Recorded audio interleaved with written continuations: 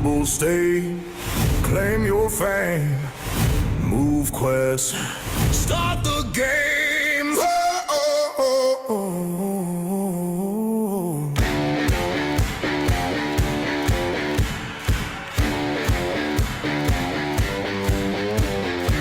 Touchdown, crowd rolls, banners in the sky. All flags, one float, everybody fly. Heart rate, upgrade, engine in my chest. Every step, every rep, going for my best.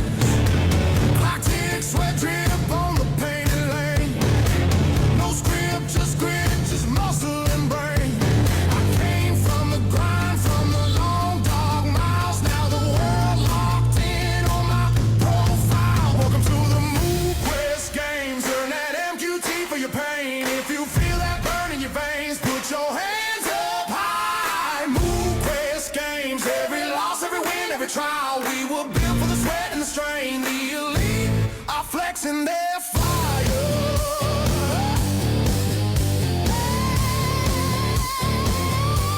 Are flexing their fire. Yeah. Whoa, yeah, yeah. Line up, eyes up, silence in the air. One breath, then burst, I'm already there. Chasing that mark, that record on the wall.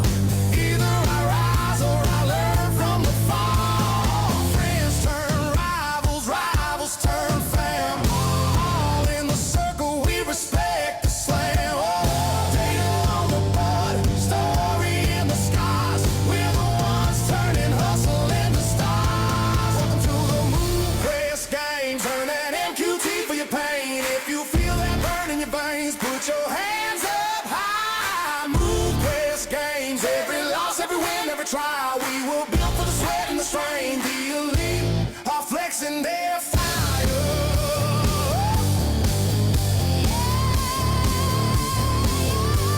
Are flexing their fire.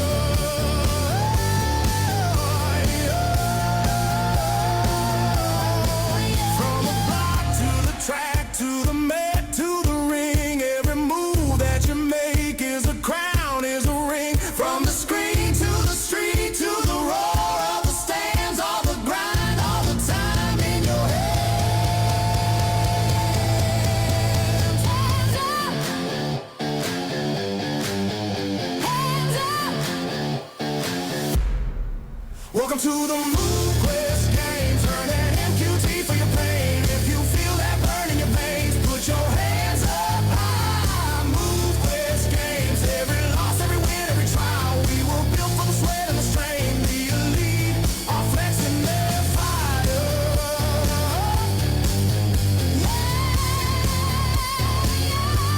Are flexing their fire. Yeah. Oh, yeah, yeah, yeah. Yeah. Back it up. Lock it. Woo. Lock it. Yeah. First set, I walk in cold. Bottle fogged up, eyes on gold. Wrist wraps tight, chalk on my hands. One more plate, I'm raising the stand. Coach said move, I said say let's. Clean reps only, that's the test. I don't fuck when the lungs burn red. I chase that finish inside my head. Four more, then four again. Deep breath, now drive it in.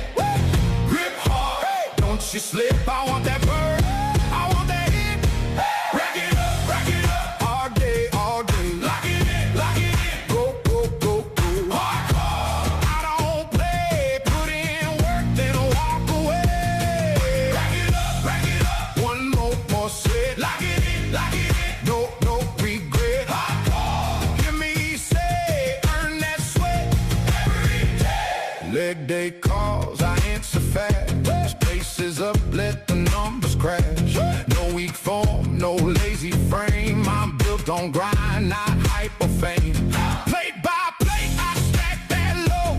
Short, resting, I reload. My crusade, bro, that's savage, yeah.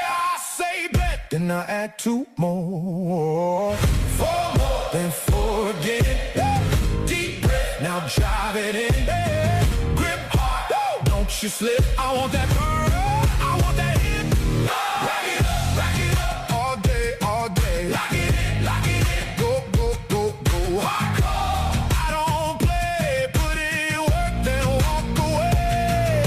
Rack it up, one more set. Lock it in, no regret. Hardcore, hear me say, earn that sweat every day. Empty tank, I still advance. Still got fire in my stance. One last push, one last roar. I came for more, I came for more.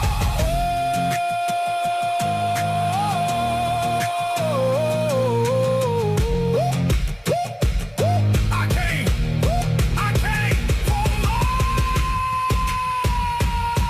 Rack it up, all day, all day. Lock it in, go, go, go, go. Hardcore, I don't play, put in work, then walk away. Rack it up, one more set. Lock it in, no regret. Hardcore, hear me say, earn that sweat every day.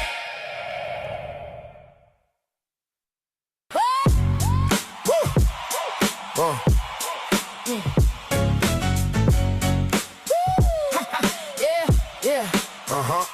Lost my luster, lost my shine.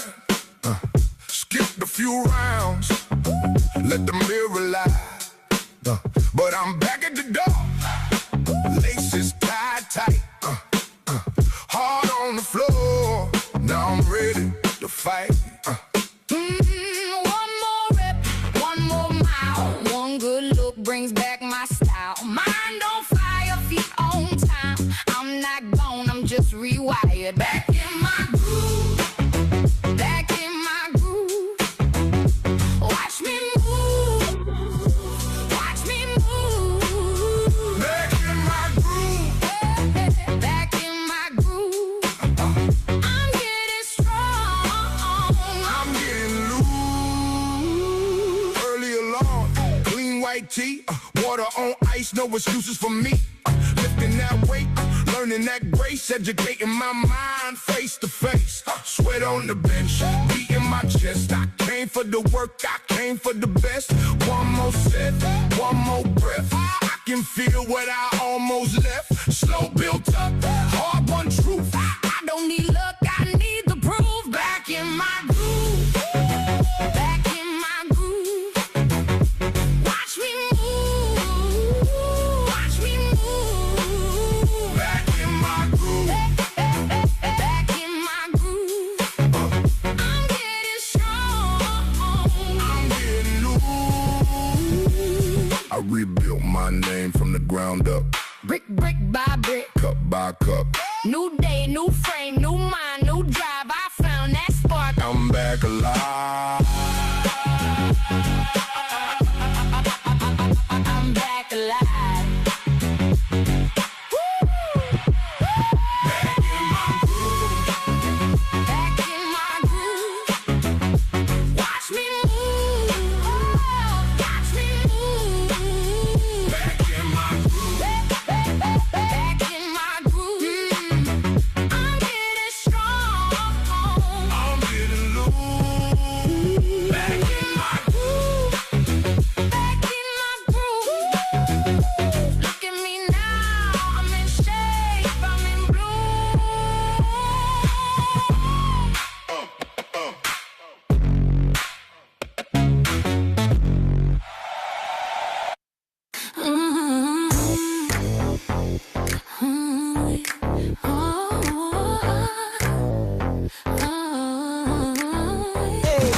Lace up tight, feel the ground shake. Every step's a dollar I make. Left foot, right foot, it's a game we play. Health and wealth in a single sway. Step by step, watch me climb. Every move I'm cashing time. Run, walk, jump, it's all mine. Get healthy, get wealthy, redefine. Yeah, get healthy, get wealthy. Redefine. What's my currency? No bank in sight. sunrise to sunset, I own the night. Every stretch, every twist has a price. This grind pays twice, it's paradise. No excuses, no delay. Every motion makes my payday. Hey, step by step, watch me climb. Every move, I'm cashing time. Run, walk, jump. It's all mine, get healthy, get wealthy. Redefine. Hey, step by step, Watch me climb. Every move, I'm cashing time. run, walk, jump. It's all mine, get healthy, get wealthy. Redefine. Stumble, fall, I'm still in the race. Each bruise another badge I embrace. Momentum builds, can't erase the sound of coins in every pace. Every pace, every pace.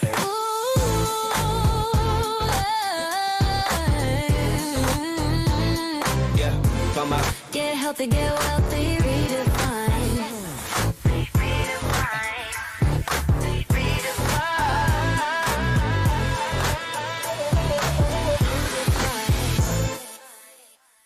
Good evening, everyone. Welcome back yet again for a Thursday night MoveQuest community update and information call. Seems like we was here last night, doesn't it? Time sure does fly. Hope everybody's had a wonderful day, or I should say 2 days since the last time we saw one another. I know our last call was relatively short, but hopefully we got some updates and information out to everyone that was looking for them. And tonight we do have Miss Lynette Arden back with us. Very interested and curious to see what she has to share with us this evening. But before we get started, Mr. Hayden Andre, how are you doing this evening, sir? I am doing fantastic as always. What about yourself, Mr. Herschel Crow? How are you today? Wonderful, wonderful. Amazing, amazing, amazing. Listen, man, I just want to give you a shout out and appreciate all the super cool things that you do up in the front lines, all of the stuff that you do in the back, and I mean, like behind the scenes. I don't like to say stuff like backhand. It doesn't sound too cool coming from a tough guy like me. Backhand, come on. Anyways, good evening, everyone, and welcome to another special Thursday night edition of the MoveQuest Community Call event. Hayden Andre here, your friendly neighborhood digital asset investor. Pause. Always live, always energized, laser focused on success as always. For those of you meeting me for the very first time, welcome to MoveQuest. I discovered this super cool platform and its community in 2024. It's been a super cool ride over the last 2 years. I am very grateful for the person who invited me to look at this platform. That being said, quick shout outs to all of the A players who are sharing this powerful idea of MoveQuest and also loading up your wallet with AVAX commissions in the process of doing that. MoveQuest is an absolute chain breaker of a business project and Web3 platform, blockchain, crypto, you name it. That being said, many of you are discovering MoveQuest at a very unique moment in time. Beta testing already done, 4 years of that. Proof of concept success complete, 2 years of that. 2 years of verifiable evidence showing millions of dollars cashed out. Even stronger, millions of dollars in value being staked inside the MoveQuest platform for more favorable market values. Man, for those of you who know what's coming down the pipeline, you definitely have what many of us have already, MQT insomnia. It's almost impossible to sleep knowing what's coming down the pipeline. Now, that being said, lastly, today is day number 153 of the MoveQuest the MoveQuest multi-chain mining challenge. Now, that means that including the remainder of today, there are only 3 days left. Saturday, May 16th will be the last date that proof of physical activity is accepted as part of the challenge. So make sure that you visit www.movequest.com for accurate details about the challenge status for your own personal wallet.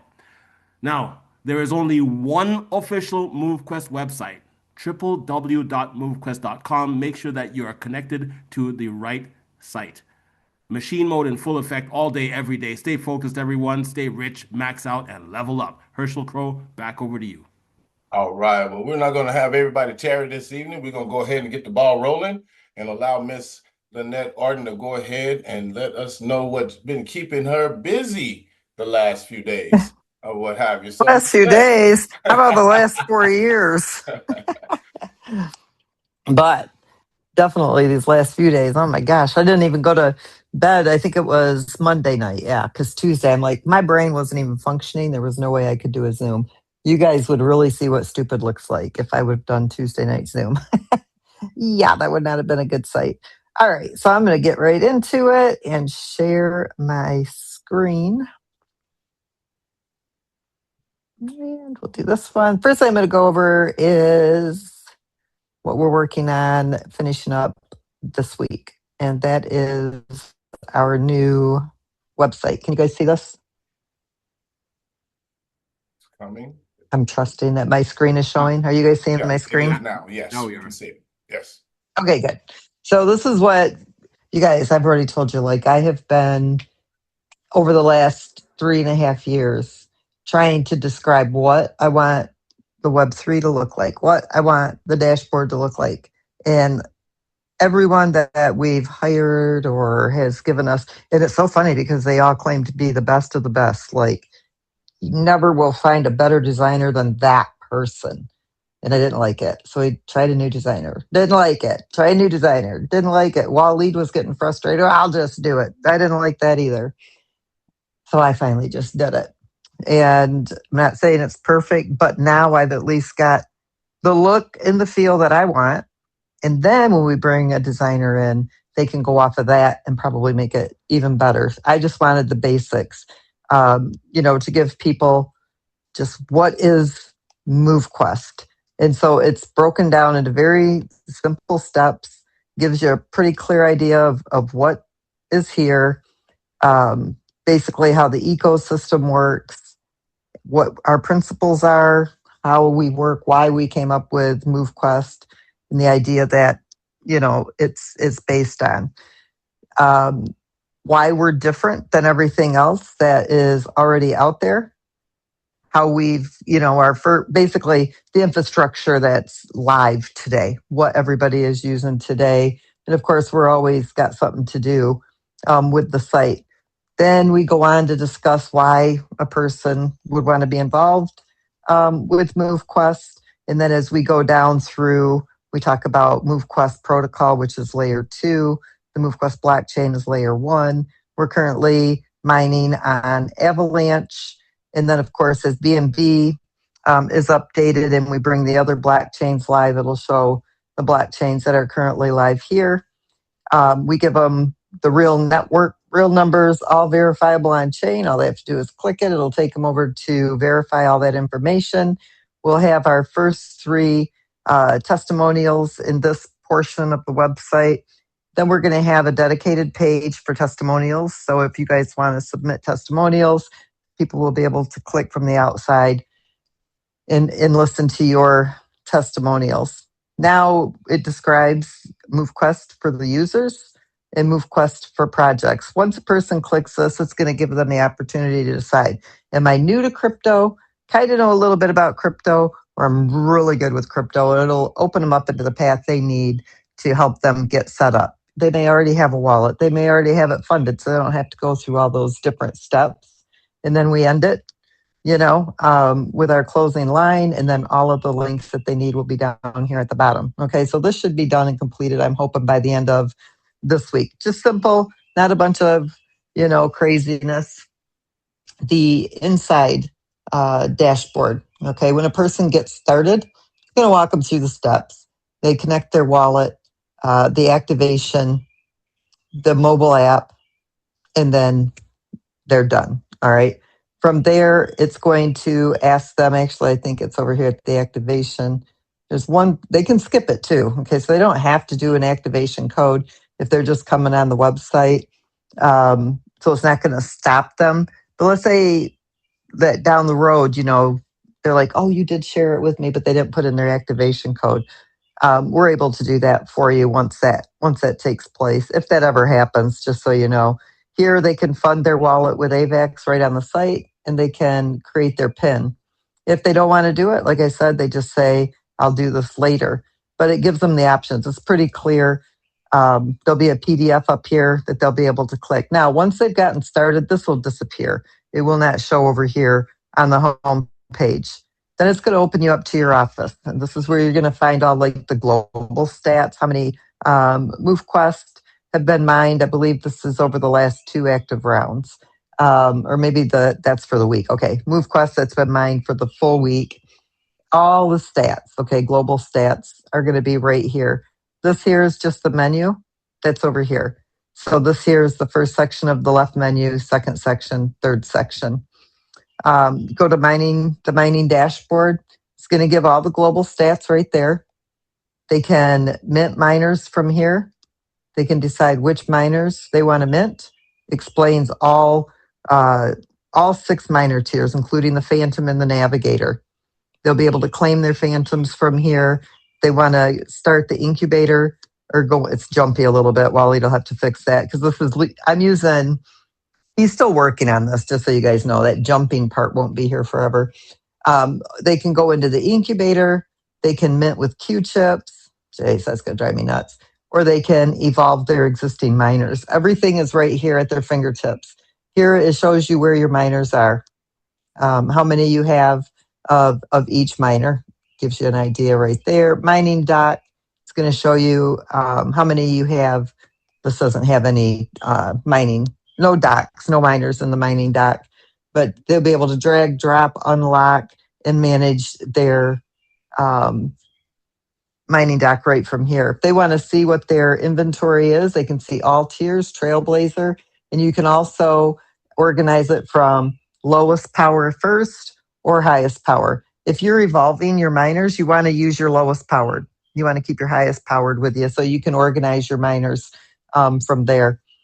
The miner evolution, you can evolve right from here. Now we're working on the evolution. I would suggest everybody, if you're going to evolve, just give it another day or two, because we're going to allow you to use more vanguards and less cash out of your pocket, or less MQT, to kind of bring those miner fees down if you're evolving through the evolution, trying to make it simpler on people to get started. The Phantom miners, you can claim them from here. It'll keep track of how many days you still have left. Okay, that gives you everything on mining, from minting in the incubator to evolving, everything at your fingertips in one spot. You can go to your hatcheries, all right, and if you're in the incubator, you can mine from the incubator. You can, or mint from the incubator. He doesn't have this piece done yet. Oh, there it is. It just popped up. He does. So you can mint Trailblazers, Explorers, Vanguards, and Titans now, okay, in the incubator. So if people don't want to have to go through all of the evolving and all of that stuff, all they have to do is come over to the incubator and they can mint their Trailblazer miners. So they're $800. Now, if you're somebody who's been here a while and you've got, other miners you can evolve up, it's like trading in your miner for the next higher powered miner without having to spend the money out of your pocket because you already spent it. An example, if you minted a $100 Trailblazer and you want to go up to an Explorer, those are $150. You just trade in your Trailblazer plus $50 and now you have the Explorer. That's an option that you have. We try to give everybody as many options to get to the higher powers as possible. When you mint in the incubator, it's a 50-50. I think it's a 50-50 split. Might be 60-40. Nope, it's a 50-50. So you would have to spend $400 in MQT, $400 in AVAX to mint a Titan. The good thing about the incubator, even though this is a spend, right? You don't get that 70 MoveQuest back. You are able for 222 days through the ecosystem. Every time you submit, you are farming MQT. It's at one of the lowest rates, 0.0001, but this is part of like the cash back system. You won't get the MQT back that you spent to mint the miner, but you will in 222 days be able to claim whatever farming rewards that you had earned from your proof of physical activity submissions based on that 70 MQT. Now, if you times that by 18 Titans, that starts to add up. And everything is about making sure the community can get as much, profit out of the project as possible, along with the 90% of everything you spend that stays here. Now, let me explain the incubator a little bit. We do a 50-50 split here because it's paired and it's added as liquidity. Once the pool is deep enough, the incubator has more than one purpose. When there's more than enough liquidity or MoveQuest in the liquidity vault, it won't touch what's in the incubator. And right now it's got plenty. So it won't touch what's in the incubator. What's nice is that whatever is remaining in the incubator that isn't needed for liquidity will continue to fund future farming rewards.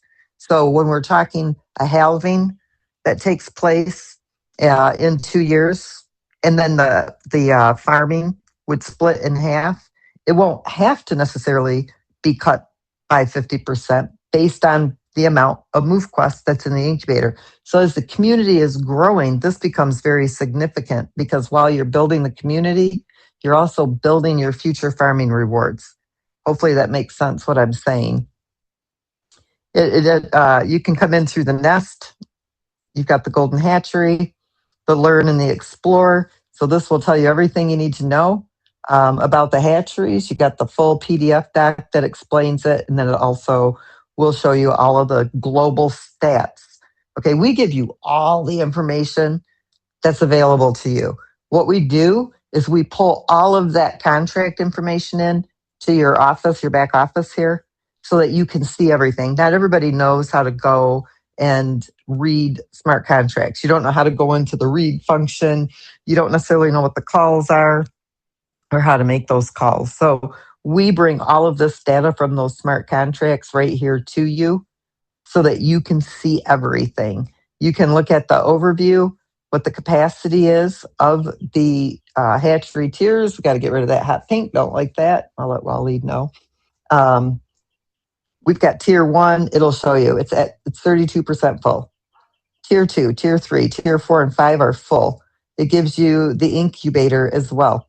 There's 412 active cards that are in the incubator, and the nest has got 2,081 active cards. No hard cap on either one of these two hatcheries. Then the projects page. This is where any project can come in.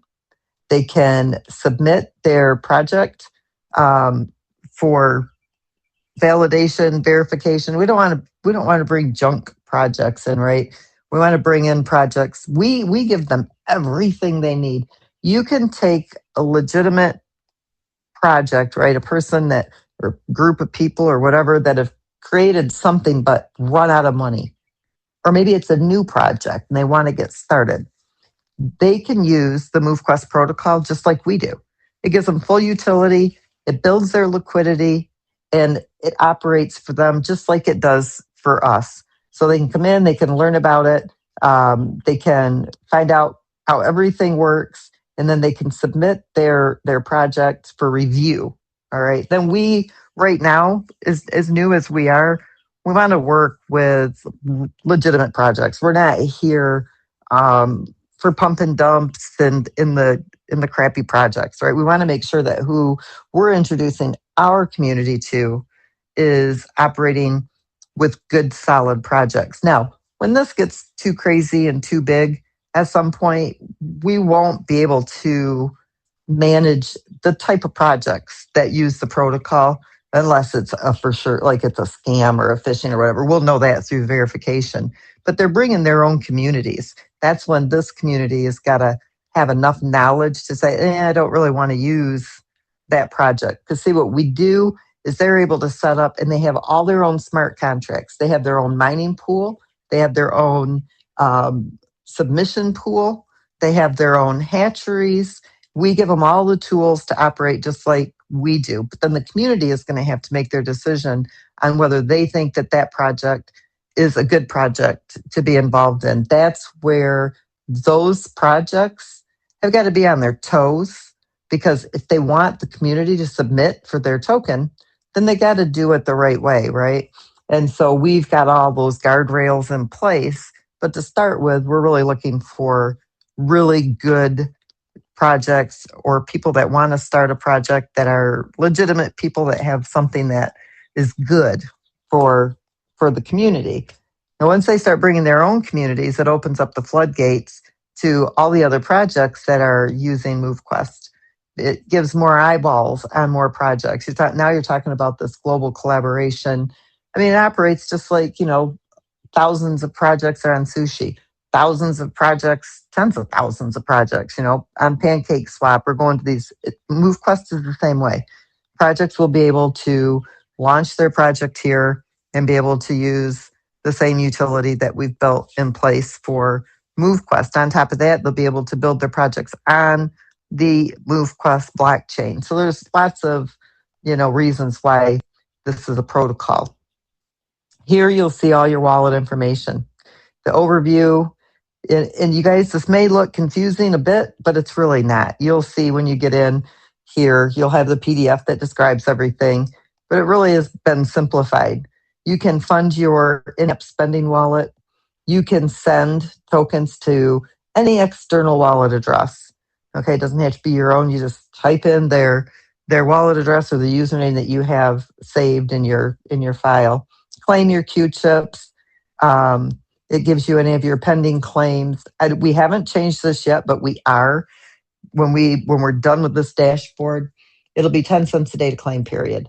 Doesn't matter if you're claiming every day, if you're claiming every 10 days, if you're claiming every 50 days, it's only going to be $1 every 10. Okay. We're not doing that ladder cliff that we had before. It's just 10 cents for every claim. Doesn't matter if you do it every day. Doesn't matter if you do it every 100 days. It's just 10 cents a day. So you guys don't have to, at the time when we have all that selling pressure, it was good to do that. But with the dynamic mining and everything else that we have, there's no reason for that anymore. So it's just simply 10 cents per claim, period. You'll be able to see all of your activity. This wallet's not attached to anything, so you won't see anything here, but it'll give you your proof of physical activity submissions, when you've claimed miners, mint miners, everything will be right here. Anything you don't understand, it has a glossary for you here so that you can understand what the wallet is. Tokenomics. This is probably one of the most important ones that people will want to pay attention to. The circulating supply at 35%, the liquidity pool has 41%. Now, the ecosystem has been trying to do several market corrections, watching it, and it pulls from the liquidity pool, okay, and it buys MoveQuest, and then it deposits back into the liquidity pool. What it's trying to do right now is pump in a lot more liquidity. For the project, you want to see this right around 75,000 to 100,000, okay, of liquidity. But it wants to find a higher market value. Why does it want to find a higher market value? It takes more MoveQuest paired to USDT when the market value is lower. So as an example, I'll bring up my calculator here real quick.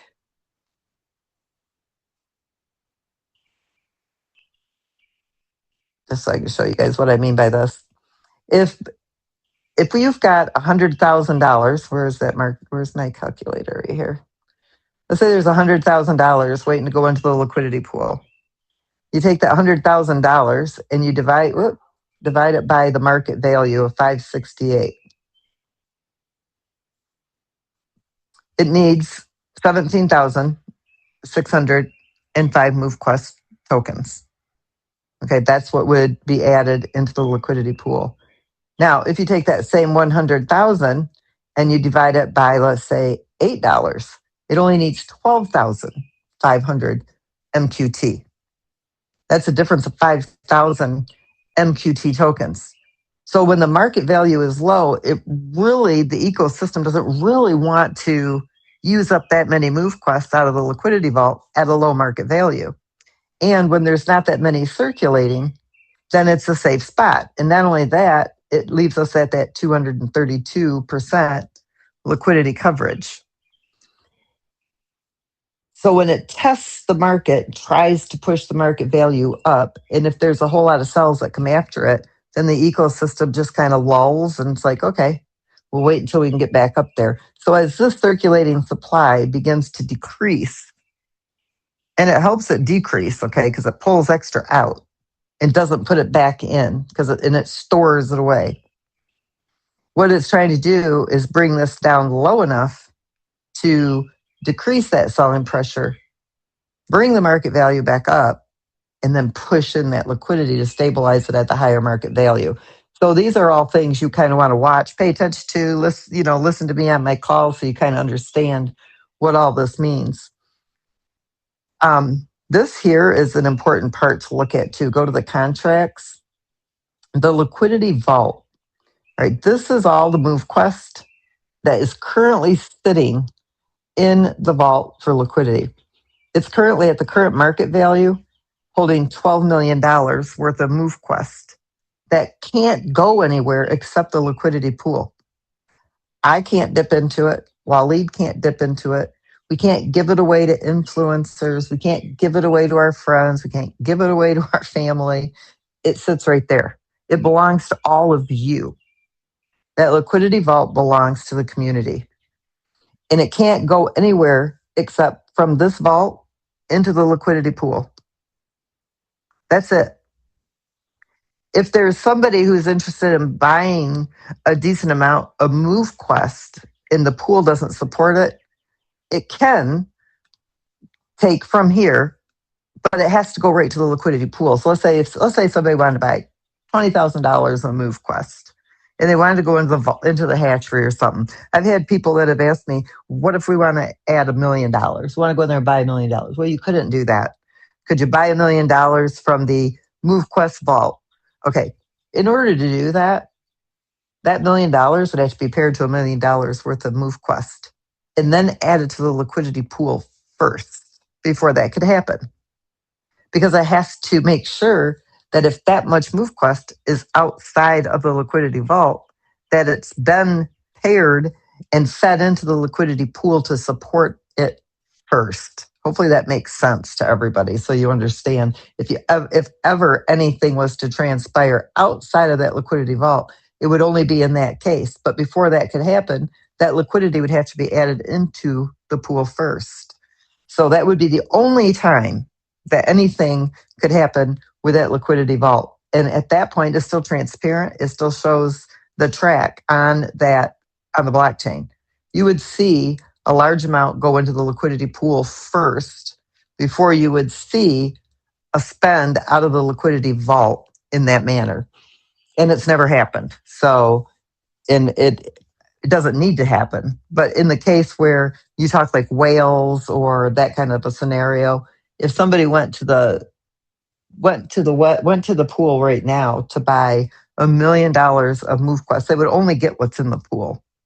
They would be overpaying. It would overinflate the liquidity pool. It would be insane. It would be the dumbest thing that anybody could ever do. You would never want to do that because there's not enough there. You would be paying like a way high amount for that. Doesn't make any sense. When you come down here to these other contracts, this here is just a liquidity vault. Now it's going to list over here. I want to go to supply. The ecosystem contracts, okay, that shows 2,698,000. Okay, that includes, just so everybody understands, I know I'm going off in left field here. There is a mining pool right here. This is what is sitting inside the mining pool. This is enough MoveQuest at 3,500 per day until August 1st, because currently that's about what the emission rate is. So on August 1st, this contract will do a reconciliation. Whatever is in here will go to the liquidity vault, and then the following year's MoveQuest will come from the MQT vault. This is where the 21 million, was sitting originally. There's 17.2 million there. That mining pool reconcile will send any unmined MoveQuest into your liquidity vault, and then the mining pool will replenish itself for the next year out of the MQT vault. I want you guys to understand what all these smart contracts are.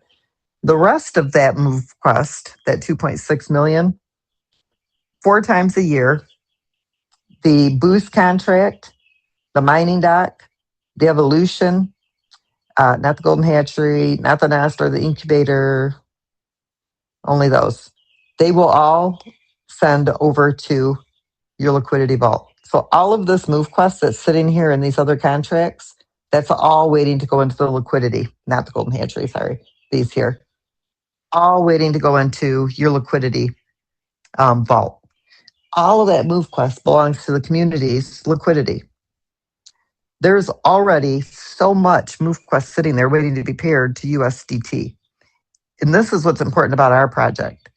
No allocation of MoveQuest ever went to anybody, not one single MoveQuest, not one. We all have to mine or buy it, just like the community. So the community is not competing against me, Wally, admins, staff, marketing, all these things that you see when you get involved in other projects. They have that little pie chart. 20% for marketing, 10% to treasury, 10% to the founder, 10% to development, 20% to this. You guys have all seen it. All they're doing is letting you know, hey, put in as much money as you can because we're going to walk away with about 60% of everything that's here. That's really what they're telling you without telling you. They think, you guys all think they're doing you a big favor because they're telling you where it all goes. None of it should be going anywhere. They didn't earn it, right? They've earned it when they've created a successful project, not while you're pumping all your money into it. That's why MoveQuest operates the way that it does. And then, of course, there's a glossary here that will explain all of these pieces. Then you'll have your store where you'll be able to buy your booth, where you'll be able to mint your miners, where you'll be able to be directed into the evolution. So if there's any confusion, everybody can still find their way around, right? And buying your MoveQuest as well, either through Sushi. If you want to receive it from a friend, you can show your address so that you can send it to them. Or if you want to bridge it from another chain, it gives you the bridge guide here. Global stats, you'll be able to come and see here everybody who has, what were the submissions for each day? 1,373 submissions. What were the average shares and the amount of MoveQuest that went out for that round that ended? Your marketing, your outreach area. This is where you'll be able to get your wallet code, your QR code, your default links. If you want to share it on Twitter, share it on Instagram, share it with friends and family. This is your marketing kit that we are working on. You'll have all your banners that you can share right here from your back office. It will give you, yeah, see, it's still jumpy. He hasn't completely fixed all that yet, but you'll have all your Twitter posts, WhatsApp posts, Instagram posts, Facebook posts. You'll have your hashtags right there. So that is almost done. It'll show you your network. So you can see your, anybody that's built underneath you with your team. It will also tell you as you've been sharing out those little banners that you've seen, who clicked on them. Did they click on them from Twitter, from Instagram? Was it just from you sending out your link personally, friends and family? And this way you're going to be able to see exactly what's working or not working for you. And then, of course, if you're a coordinator or an influencer, this will open up and it will give you the ability to build a team inside that coordinator piece. Then, of course, we got the help, the glossaries, the different videos. We're still working on that piece. And then your settings. You can create a username if you don't want to share your wallet. You can change your 6-digit PIN code, lock your incubator, your nest, and your golden hatchery. I'm telling you guys, if you are in the hatcheries, lock them up. Right now, you can lock them inside your app underneath settings. If your wallet is ever compromised, it protects your hatchery. Okay, so you want to make sure that you keep them locked. And then you can export all your data from everything you've ever done inside MoveQuest. You can download that CSV. We put this here. You can always just disconnect by tapping the wallet, or you can disconnect here. If you don't like the left sidebar, you can collapse it, or you can reopen it if you do like it. So that's what we've been working on. We're trying to finish it up here in the next day or two. Once we get this done, then we will have the 2 additional pools come up. I really want to go over I'm not going to go over them tonight because I'm still not finished with them, but I will tell you guys, I watch and listen and I hear all this feedback that comes back to me. Pool 1 is directly linked to the hatchery. It's going to stay linked to the hatchery. Pool 2, Pool 3 is not linked to the hatchery. If you're in the hatchery, you have to submit on that pool. I am going to go over one thing tonight with you guys really quickly, just so you can kind of see the hatchery. Hopefully it'll bring this up. Okay, here we go. I am not exactly sure if Waleed is going to be able to get all this on the website because my spreadsheets, oh my gosh, they're just insanely, they're about as complex as the project is. Because you'll see here, for me to get this page completed, I have to have I have all these other contracts that lead into it just to be able to feed into this spreadsheet. Then to get your front end fees, I've got the growth chart, I got the feedback end, I got all the hatchery contracts. So there's all these spreadsheets that are working on the back end to provide this information up here on the front side. But here's what I want to show you guys about the hatchery, why you guys are so smart to be in it right now. And if there's people that are sitting out on the sidelines and don't get what we're talking about, this is what you want to explain to them. Today, MoveQuest, okay, I'm just going to say $6. I honestly don't have a clue how much it is right now because I haven't looked at it today. You've got a $6 market value. Now, I say 5 times the market value for future market value so we can calculate it at $30. So let's just look at this right now.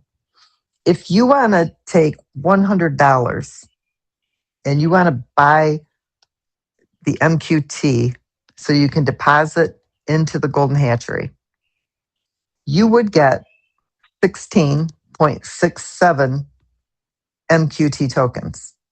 Now, if you went into tier 3, okay, it's 135 days, you're going to deposit and farm for the 135 days. And at the end of that, you're going to have a yield of 3.74 MQT. At today's market value, that's $122. Okay, so in 135 days, it doesn't seem like a whole lot, right? It's 16 MoveQuest tokens, $100. At the same market value, you've made a profit of $22. If it hits $30 over the next 135 days, it's a whole different story. You've made a profit of over $500 or almost $500. So that's when it becomes really significant. It doesn't take anything to get to $30. It's going to take even less when all of the stuff that we're done I know you guys keep hearing this, but trust me when I tell you, what we're working on the back end, like the conversation I had this morning. We've been following you for 2 years. We're just waiting for this. Okay. And I had another conversation with okay, we're talking about teams of people that are anywhere from 50,000 to 100,000. Okay. Now you start talking to projects, 4, 5, 6 of them, you're talking about 200 to 500,000 people that this will be introduced to in a very short time frame. There's things they're bringing to the project that we're not quite ready for as well. Okay, so there's a lot of collaboration going on while they're getting prepared, while we're getting prepared. And it's all coming together so quickly, quicker than what I thought it would. You're going to see the market value be insanely crazy because it takes nothing to get there. It doesn't take anything to get to $30. Okay, you're only talking a couple hundred people who get started in mining who met 18 trailblazers is all that takes. When you start talking about 10,000 people, 20,000 people, you're looking at market values going into Ethereum price range very quickly. Sorry, guys, I had to take a drink. Ugh, after talking all day. Okay, so what I'm saying to you, what I want to show you is the market value is at $6. You can get 16 MoveQuest for that to deposit into the hatchery. Now, let's say MoveQuest goes to $30 before somebody decides to enter the hatchery. They're only going to get 3. But if they were to farm and it reaches the $150 market value, it's still beneficial to them. So while it's only 3 MoveQuest, so this is what I want to show you guys. Right now, you guys can get so much more of that MoveQuest for a little bit of money, where in the future, somebody will get less, but it's still beneficial to them at $1,400. Okay, but take your 16, so pretend that you still have only spent $100, right? Because I've got the market value high here. So this is 3. So I need to times this by about $450 to get to your, we'll say $500. You only spent 100. Okay, there we go, 1,600. That same 16 MoveQuest that you bought for $100 is now worth 7,000 because you had so much more early in the game. Early. It's still worth it to people who get started down the road. It's been really worth it to you who got started early. Does that make sense? You only spent $100 to get that 16 MoveQuest tokens. When MoveQuest hits $30, somebody will have to spend $500 to get what you got for $100. But when you got what you got for $100, turns into the same $7,000 that somebody else had to spend $500 for. Hopefully, you guys, this is making sense. $4,000 if you're in tier 4, $3,000 if you're in tier 3. So let me come back here to the $100, just so, because I think I was looking at tier 5. Okay, that's $612. One round. That's one round. 135 days. You made 100. But the future liquidity of 150, we bumped this up to 150. That's what I did. The 150. Okay, and you're in 150 future. Why didn't this go up based on future? Oh, because the 0.82? What the hell? I might have made a mistake there and not put that in there. I do have it in there. 0.71 times. Oh, I was looking at future. You guys ignore me. See, even now I get tired. That is the future. This is the $22 that you made on the 135. And the 100 that you made there. Okay, I didn't make a mistake. I'm just a little bit behind the game here. Go back up to the 500. There we go. 3,060. Now I'm caught up to where I'm at. So somebody would have to spend, and put this back down to 6 so we can see the real thing. See, I get myself confused. $3,000. They had to spend 500 to get there. $30. That's what it was. I had to put 30 in there. $500 is what they had to spend to get the same 16. They made the 3,000. You only spent $100 to get to the 3,000, not 7,000. Herschel, edit all that just 2-minute crap out, will you? With my brain went off in some other zone, and I know I just confused the hell out of everybody. But hopefully you're getting my drift. My whole point here is that while MoveQuest is low, you're getting so much more of it. And you're not going to be able to get that much down the road. So you'd have to spend 5 times the amount of money. It's still worth it down the road for people because the market value is higher. So they're still in profit. What I also want to make, I do want to make part of this available because I think it's important to people. Tier 1 is great, right? And if people aren't sure and they want to make sure they can get their, some people don't know, am I going to have to claim it? And then I'm going to forfeit my rewards, right? Because you can cancel anytime you want, but you can't take your farming rewards with you. That's done on purpose. That's why you have these higher, longer timers with the higher farming yield. So the longer you stay, the higher the farming yield. But if you leave early, you don't get to take the yield with you. You only get your MoveQuest back. You can't game the system this way and get the higher farming yield. You have to stay for the whole timer. But if you cancel, you always get your MoveQuest back, and you can do that at any time. So some people go into the lower tiers. They're not sure how long they want to, farm and risk canceling and not getting that farming reward or that farming yield. But it shows you the difference here. And I showed 3 rounds, okay? 30 days in your first tier, the golden hatchery. At the end, of 90 days, 3 rounds, you've got 51.53 MQT that you would have mined on this 500. I'm going to take this back to your $100. There we go. Just an average, low, little bit of money. $100 gives you 3 MQT. At the end of 90 days, you've got 10.31 MQT when you claim. But you got a minus that deposit that goes in each time. That 3.33, that was yours to begin with. So what was your farming yield after 90 days? Only 0.31. But if you would have done the same thing in tier 2, your total yield in 3 rounds would have been 1.46. Same spend, same deposit, same, it's just a different farming rate with a higher yield.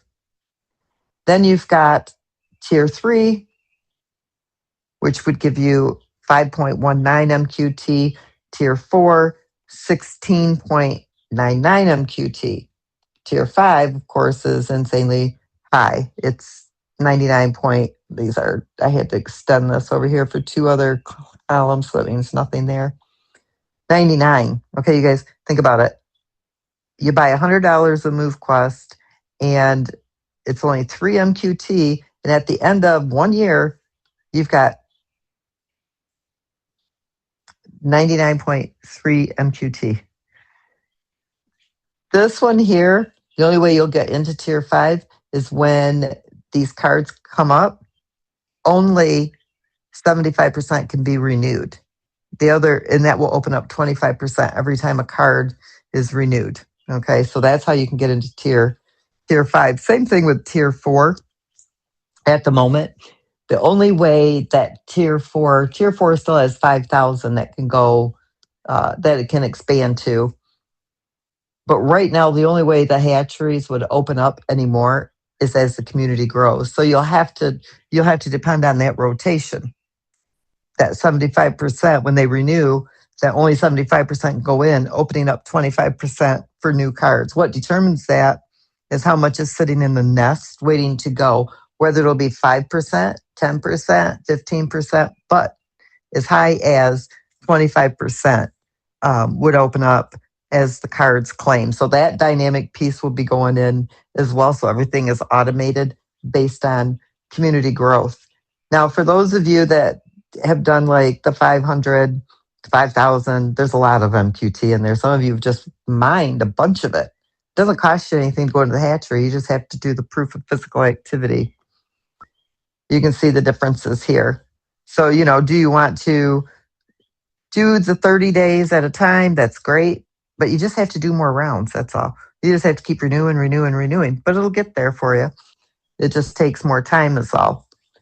With the fees on the hatchery pool, it's going to be the same fee. It don't matter if you're mining with 1 miner, if you're mining with 18 miners. It will not make a difference. So you don't have to worry about, because I heard this in the different WhatsApp chats. And so for me, it was like, okay, it adds. I love listening. I don't always comment, but I love listening. One of the things with the hatchery pool that was being said, well, if I'm mining with 18 miners, I'll undock 17. I'll submit in the hatchery pool. Then I'll dock my miners and I'll go submit in pool 2 or pool 3. So just to avoid all that and keep the ecosystem solid, because that's 3,500 MQT that are being farmed every single day. It's one fee, and that fee will decrease as the community grows and people submit to that pool. So more people in the hatchery, more submissions, fewer fees. They're not crazy. The fee in pool 1 is not crazy, but it won't matter if you're mining with 1 miner or if you're mining with 18 in pool 1. It's just a set fee that'll increase, decrease based on growth. So you don't have to worry about undocking your miners to be able to submit in in the pool 2 or pool 3. Those are completely dynamic based on your miners, the miner power, how many miners you're mining with, and all that good stuff. So those also go up and down, and they're not based. They are based on how many miners are submitting in that one. But in the pool one, it doesn't affect it. So you don't have to worry. That alleviated that problem.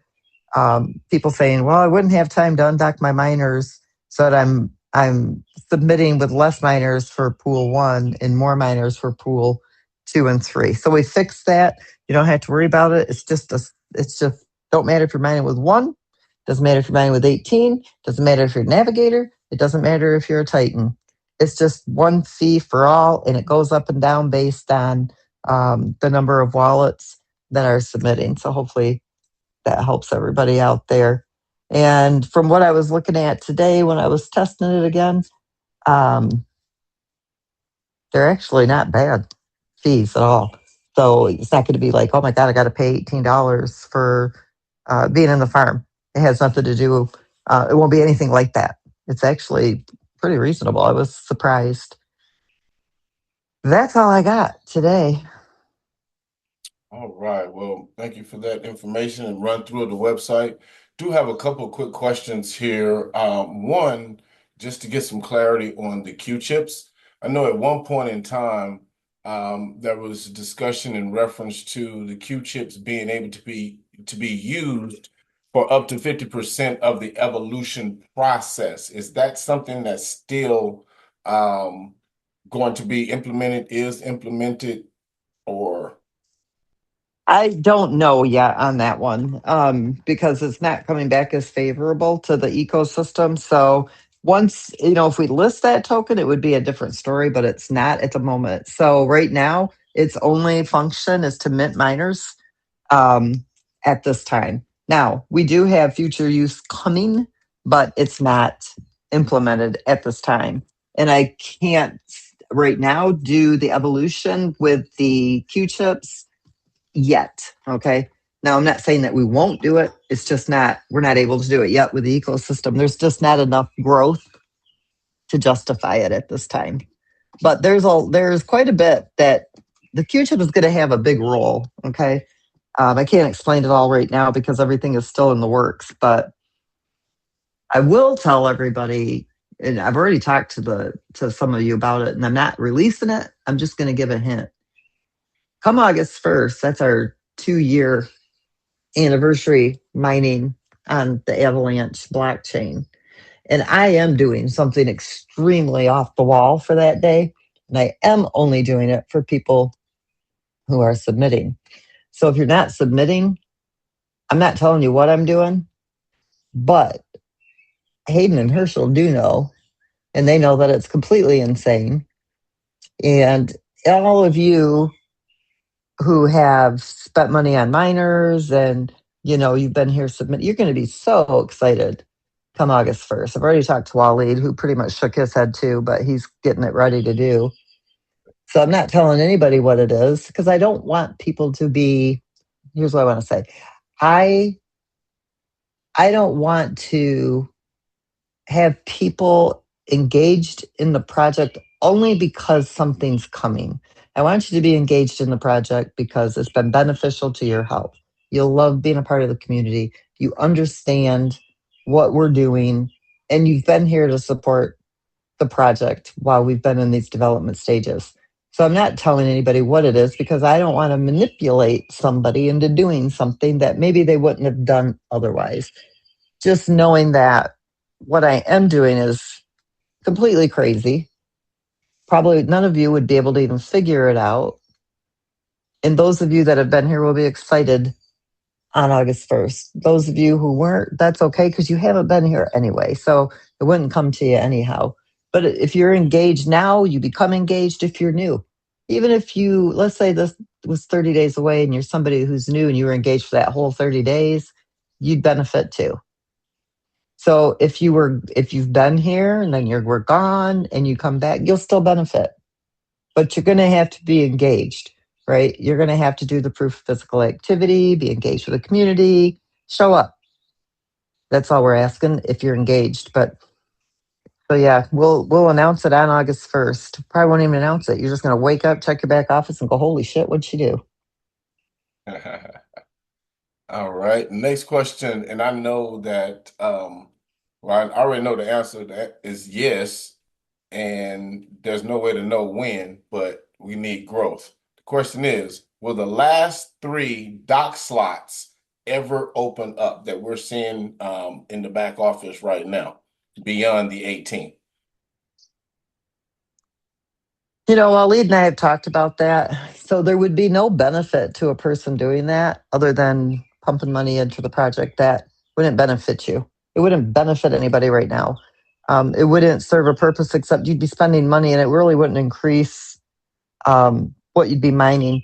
What we have talked about doing so it would be beneficial is to maybe create a superpower miner that people could use in those three slots so it would benefit. But at this point, it wouldn't make a difference. If we did the superpower, and it was only available in those three slots, then we would be able to increase the emission. Then it would make a difference without hurting the rest of the community.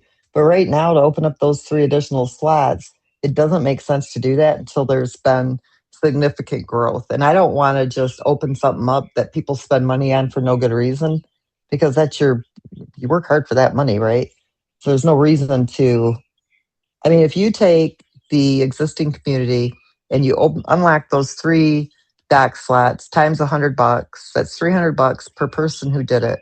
Let's just say, you know, 3,000 people do it. That's almost 100 grand, but it didn't benefit your mining. Yeah, it would add $200,000 to the liquidity pool, but it didn't benefit your mining power. That'd be kind of discouraging. So there's no reason to make you spend money or to open something up that doesn't benefit you as a community. $200,000 is not a lot of money into the liquidity pool to justify you spending that kind of money. I could ramble on forever on that, but that's why we haven't done it, because it doesn't serve a purpose right now except people spending money they don't need to spend. All right. Thank you for that. Are there separate Golden Hatchery contract addresses for each of the block tiers 1 through 5? Is there a separate contract for each one of those? And Nope, it's all one contract. it's all one contract. Got it. All right. All right. So let me see if I can grab that contract and show you guys. I'm guessing somebody wants to go and see Right. The what question those are is, where themselves. can they be located, or is all of it just under one contract address? And is that contract address the one that ends in 91D7, or is there a different contract address? No, it's the same contract. We give you all the contracts on the site. So if you were to come down to the contract, click contract, and then you would go to read. I'm not sure if you're You sharing would, or not, but if you're not oh, I'm sharing, probably not anymore. Hold on. I haven't had to do this in a while, so let's see if I remember, because Waleed made it available to everybody. It just pulls it. But let me see here. All right, get that crazy thing out of my way. I can't get over to my, why is that there? Okay, there we go. All right, so you would go to that contract. I believe it's 40.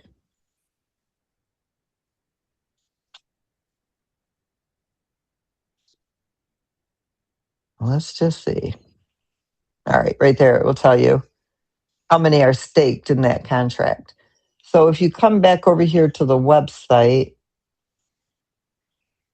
let's go to hatcheries. Golden Hatchery, Tier 1, 4,909. So if we come back over here, it'll show you 4,909.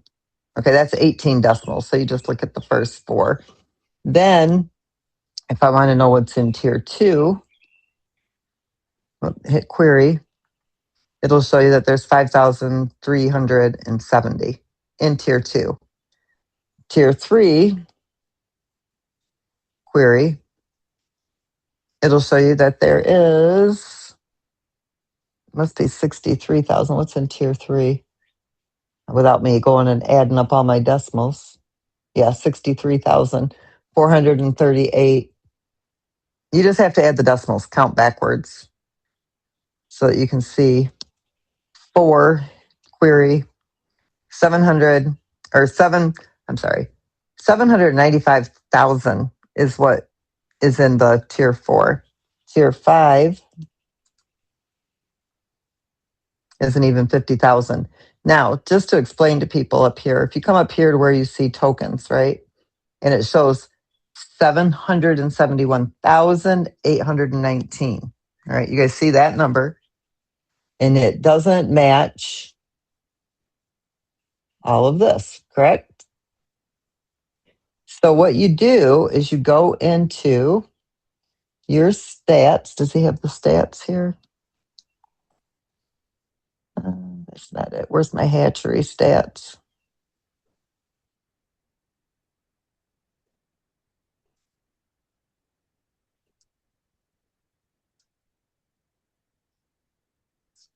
I don't know if he's got this page turned on yet for everybody. Let me go into my own area here.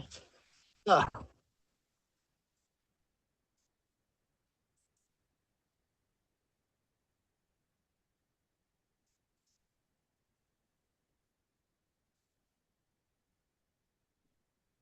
All right. So if you come into the hatcheries, and I'll ask him to get this back up on the site. It was there at one time.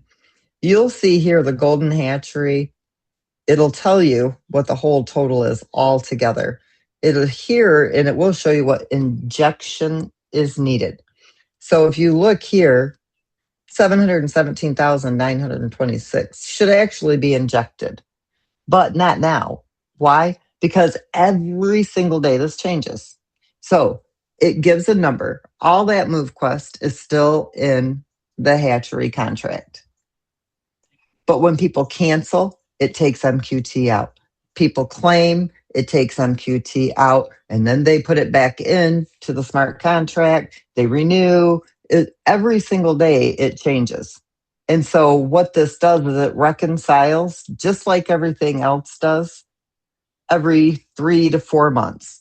Now, what that means is it's paper numbers, because all of the golden hatcheries, if you come back over here to the website, and I'm going to go into the tokenomics, and we're going to go to contracts. This MQT vault right here, it controls the emissions, and everything is moved from the MQT vault. At the current moment, 3,600 can be mined, 3,600 per day can be farmed. When it reconciles, it takes it from the MQT vault and deposits it into the golden hatchery. And then the numbers would all match. So again, from here, the MQT vault, the only time MQT ever comes out of that vault is to go into the liquidity, or I'm sorry, the mining pool or the golden hatchery. That's it. That's what manages this right here. So anything that the golden hatchery isn't showing inside the contract is because it hasn't reconciled and been moved out of the MQT vault. But there's always new MQT coming in, people cancel, people renew, and so it's always fluctuating. But when it reconciles, it injects from the MQT vault.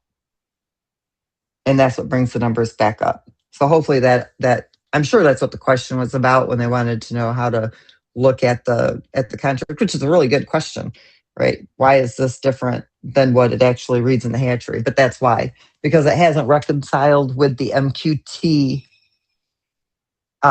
vault. But that's where the farmed rewards come from. It comes from the MQT vault into the golden hatchery.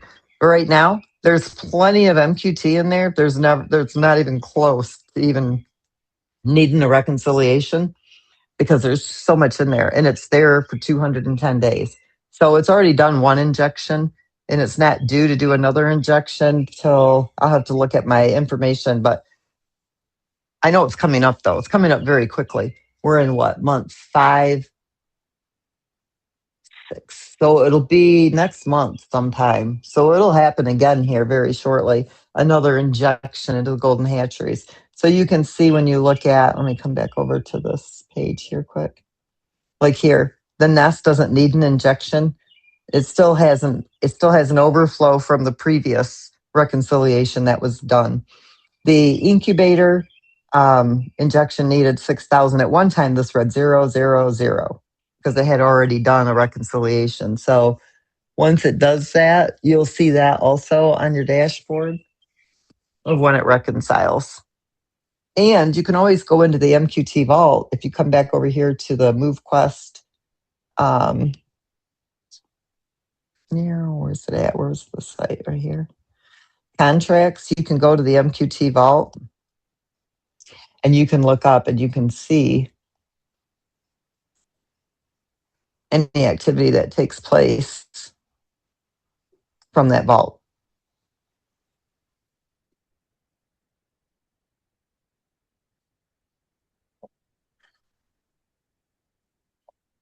Okay, then. Thank you for that. Let's see here. And I know a lot of this stuff we won't see until after the new website has officially been launched, or what have you. But Miss Julie Nourish is asking, will we be able to see the reserve rewards on that? Because I know it wasn't covered when you went through it. So I've had several questions wanting to know if that'll still be something that'll be added to the new site. Yeah, when we get a chance. I mean, it's that those aren't going out anytime, till there's a demand for them. So it's not like at the top of our priority list either. But we're only going to show them to the people that have been engaged because they're not going out to people who are not engaged. That's not what those were for. So if they're not engaged in the project, they don't have a reserve. That's just it's just the way it is. That was something that we did in the very beginning for people that were here. You're supportive of the project. You're here. You know that it's hard to get a project, kicked off the ground. If you were here and mined for 30, 40, 60 days or whatever, and you haven't been around, that reserve is not going out to those people. It's going to people that have been here consistently. And we'll let you know what all is going to determine that. And then, we'll show it. But it's not right at the top of our priority list. It is a priority, but not top of it. We got so many other things that we have to get done. And it was, I think, 400, I think it's a total of 465,000 MQT or something like that, that are in that reserve. So yes, it is important to us, but is it going to be this week, next week? Probably not. I wouldn't expect it for another month or so, just because of how long everything takes to do. I would like to get it up there just because I'd like to know how much of it is still in the reserve from the engaged users. Those of you that have been here, you don't have to submit every single day, but I mean, you have to at least have, be engaged at some level, because you don't want, if somebody was here in the very beginning and they were mining, great. Let's just say sold all your MQT, you've benefited from what you've done in this project, but then haven't been here for the last year. But then you get the reserve, you come back just to sell them again. They didn't contribute to the liquidity pool for that reserve token. They're not getting them because it's not something that we owed anybody. It's just something that I'm doing because I appreciate everybody who's been here for this whole time. And we didn't have the golden hatcheries and we didn't have these different features then because we were still building, we were still developing. And so that is a reserve, but it's a reserve for those of you who are here, not for those who weren't here or aren't here. And people can like it or not, but it's something that I've set aside just for that purpose. And hopefully you guys understand. I don't expect everybody to, but it is what it is. Gotcha. I'm not hurting the ecosystem just so I don't hurt somebody's feelings. I really don't care what people think or feel if I'm doing the right thing. If I'm doing something wrong, then yeah, I care what people think, but I'm not doing anything wrong. I'm protecting the community. So people can get all pissy about it if they want to. Those who do, it's because they weren't here anyway. We don't owe them people a thing. You already walked with your rewards. Thank you very much. We're happy you were here. We welcome you to come back, but you're not going to benefit off the hard work of other people when you weren't here doing it with them, period. I don't care if people like it or they don't. It's just the way it is. Understand. You got it. All right. Good. Because I So had so many people tell me the other day, well, yeah, but well, yeah, but I'm just letting everybody know right now, it don't matter. So there's no reason to even discuss it, right? understand. Let's get to the next one. All right. Here's the big question. Big question. And I know everything's still in process. As far as the launch of any one of the new blockchains, any new updates or timelines in and around um, any of those coming on board or coming live? Everything will be done no later than midsummer. So I think we're going to bring up the MoveQuest blockchain first. Then BNB first. So the Binance Smart Chain will come up first. So everybody will be able to claim their miners for the Binance Smart Chain. We'll reconcile that, get that all rolling again.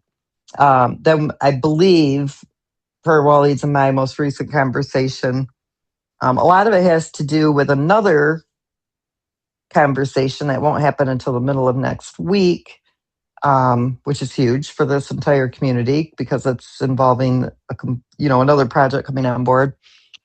Whether it'll be MoveQuest first or maybe Arbitrum, I'm not sure. We've also, I'll save that till later. There's so much going on right now; it's just insane. But anyway, all of this is going live. We're not behind, even though we're working on this other stuff. We're seriously not behind because when Waleed's working on something or testing something else, he's able to work on something different.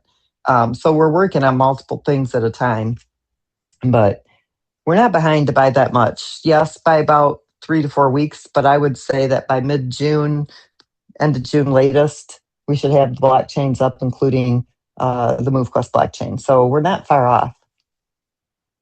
Gotcha. Okay. Okay. And I know as you were going through, you showed on the website, you showed the store. Um, at what point will we get to see the marketplace for the miners, where individuals will be able to actually trade or sell or what have you? Yep, that's coming soon. The leasing will be in there soon because we want that up when we launch these blockchains. So the marketplace, the swapping of your miners, the selling, buying, the leasing, also looking at, being able to basically rent people's physical activity. So let's say your mom doesn't really want to get involved in crypto, but you've got miners. She can submit her proof of physical activity using your miners. You're basically covering the submission fee to use her proof of physical activity. She gets a percentage, and the miner that is calculating those rewards. So we're working on that too. So you're gonna see a lot of stuff that comes up in that marketplace, including all the merch for MoveQuest. So that store is gonna have a lot that people can do. So that's coming soon. The marketplace will be there soon. We're also working on challenges, getting that finished. It might start out where we just are running project challenges first before we can open it up to the community. I think we're going to keep that for our own blockchain because we've got more flexibility in our smart contracts on our blockchain than what we do on these other blockchains. Gotcha. You're going to see most of this protocol done when our blockchain goes live. So we're really, and when I say done, I just mean with all the stuff we've been working on. We've got a whole list of things that are coming we haven't even talked about yet. We've only begun. This has only gotten started. We thought this was almost finished, but no, I've got a whole list of things already cooking up for Waleed. Got it. All right, let's see here. It keep growing. Well, The questions or the project? both. Both. I'm just gonna read this one. It's a paragraph. For the new pools that are coming out, would a feature to group miners for submission be implemented? Example, person A has 3 sets of miners, set A, B, and C. Set A, 2 Trailblazers, set B, 10 Titans, and set C, 18 Titans. So if they want to submit in pool 1, then they click on set A, where it will use their two trailblazers. And if they want to submit in pool 3 using their set C of miners, then they can click on set C and it will use 18 Titans. Only so it saves It, docking and undocking. honestly, that will depend on how much of a headache Waleed wants to deal with. We've already made this like so for the community. I mean, this is like gold. People don't know it yet, but this thing is a beast. Okay, if somebody's got to undock their own miners to submit to a pool, and it's going to save Waleed, you know, 2 months of agony and pulling his hair out, then I'm going to save him the agony and let him keep his hair. So a lot of it's just going to depend on the complexity of it. Pool 1, it don't matter if you're mining with 1 or you're mining with 18. Okay, it's going to be the same fee regardless. It's a fee per submission. It's not a fee based on your miner. It doesn't matter if you're mining with a Navigator. It doesn't matter if you're mining with a Titan. It's the same fee across the board. 1 miner or 18, don't matter. Okay, it's just that pool, that fee. It's in the hatchery. Pool 2, yes, it does matter what you're mining with. Pool 3, it does matter what you're mining with. Pool 2 is going to be a pool that's more geared for those that are financially challenged. Okay, they just don't have a lot of money, but they want to be engaged and they want to get, mine the MoveQuest. It'll be a lower fee. And then pool 3, it's got higher emission and it's got, a little bit higher of a fee. Here's my thing. Why? If you have to undock and mine with less miners and, in a second pool, why not just skip that pool, mine with your max power in pool 3, which is going to increase the emissions, which is going to have a better output anyway, and just save yourself the headache. I don't, and you'll see when you see how the pools are functioning. So you may not even want to bother with the second pool. You may just want to use your highest power miners in the third pool, which has the highest emissions. You'll have to see how it benefits you the most. But yeah, I'm not going to overcomplicate things for Waleed because not everybody is mining with 3 different wallets. Most people are mining with 1. A lot of people are mining with multiples, but sometimes you got to do a little bit of work, And like I said, it just depends on how complicated it is. On the MoveQuest blockchain, we can do so much more. It's easy to go in and encode inside our smart contracts, a lot more complexity. The Avalanche blockchain, on the other hand, is a real pain in the butt to program those smart contracts. It really is. We are so limited. Like in the hatcheries, we can't even add 1 line of code. There's no room in those smart contracts. And so a lot of it is the complexity of it. Now on our own blockchain, it's a whole different story. We have more flexibility. So a lot of it just depends on how complex it gets by being able to manage a mining dock. And Waleed may be on the call and he may even be able to respond to that. I'm not a developer, so I can't even tell you if it would be possible within this contract system. Gotcha. Okay. And I know you guys have, especially you and Waleed, have been working diligently on getting this site up or whatever. And I know you have some little assistance with the wallets that from the AVAX, returning the AVAX in those wallets. Is there a outlook on that by chance? We've managed to get through about half of that list, and that's it so far. That's how long it takes us. Okay. So that's still a work in progress. So it is Yep. happening, you guys. It's just taking time to manually go through each and every wallet to make I that. would say we'll have more time at the end of the month to devote more time to it. We got the FitCon convention that we're getting ready to go to. We're trying to wrap up this website, the dashboards. We're trying to get these mining pools up. So I haven't really been able to go in myself and give any assistance to that. But I will be able to after this FitCon event because I'll pretty much have a lot of my stuff wrapped up that I've been working on. But we're getting closer. There's 1,500 wallets. Some people have done double wallets, sending their stuff twice. So we've had to clean all that out. So we only had one set of wallets to deal with, and so there's been so much cleanup and everything that had to go through too. It's not a quick process. Okay. And earlier when you was But we were talking getting about, close. no, earlier when you was talking about we'd be able to go into the website and download a CSV report for all the Mhm. hatcheries and everything that we've been doing. Would that also include the original, the OG hatchery? Or will it have its own Anything separate? that's connected to that wallet. Okay, so anything that has ever been connected to that wallet will be able to download a report for that. Perfect. Yeah, because even if we've changed, like upgraded our smart contracts and retired others, they're still on the blockchain, and they can still, all that data is still retrievable. So I'll have to ask Waleed to make sure that it's pulling from all of the contracts, and if it's not, to put up the retired contracts so people can. Maybe it'll have to be like 2 separate CSV files or 3 different, downloads. But yeah, that's a good question. That I'll make sure that we do get any of the retired contracts data there too, if possible.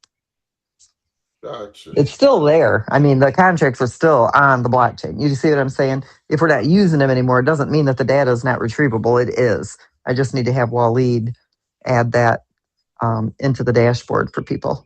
Right. Okay. And you mentioned briefly a few minutes ago the Binance Smart Chain. That all chains will have boosts, the ability to access boosts and everything, regardless of what chain we're operating on. Correct? Yep. Right. And is there, and I know as we get closer, you're going to give us more information and explain things in more detail, but has there been a conversion rate set for, everything on the Binance Smart Chain? Not final, but close. Well, when that comes, when we get closer and that's all done, and I see how everything is operating, then we'll know more. But the numbers change every day because of the market values and all the different, how much is in circulation, how much isn't. It's so I can't give you an exact until we get right to that time. There's not that much of that over there, so I don't know. And here's the other thing: I don't think that we're gonna do a conversion. I think we're just gonna give you exactly what you had, like it would be an even swap. But it may have to be done on like maybe you'll get 20%, and then a month later another 20%, another month later 20%. And I'll tell you why. Because when we minted the MoveQuest on the Binance Smart Chain, we were not planning on launching on the Avalanche chain. That came after for the just because we wanted to do a proof concept, which we couldn't do on the Binance Smart Chain. We needed a new chain to do the proof of concept, which has been beautiful. So for those people that have the MoveQuest on the Binance Smart Chain, this is just my own brain thought process, and this is why I don't want to give a conversion rate, because I don't really want to do a conversion.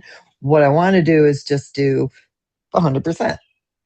You did the liquidity raise on those MoveQuest. You really should have that MoveQuest. I just don't know if it'll be released all at once or if we have to do it over a 9 months period or a 6 months period. So this is the kind of stuff that I'm weighing out based on, what the 2 chains are going to do, because there's one MQT, right? One pool, regardless of what chain you're on. There's just the one pool. So that's why I can't really give an answer to that, because if all the numbers roll out, let's say you have 100 MQT, instead of you only ending up with 20 MQT, I really want to make sure you have 100 of the MQT. Okay. So that's what I'm still playing numbers with and balancing out, making sure that it's, it doesn't rock the ecosystem, because the ecosystem has to stay balanced, for everything that we do. So, but that's why, and that's what I'm leaning towards, that wouldn't it be a conversion other than 100, 1-to-1, a conversion of 1-to-1, not a conversion of like 1-to-5 or 5-to-1 or whatever. 1-to-1 conversion. Gotcha. And I is think what I'm trying to do.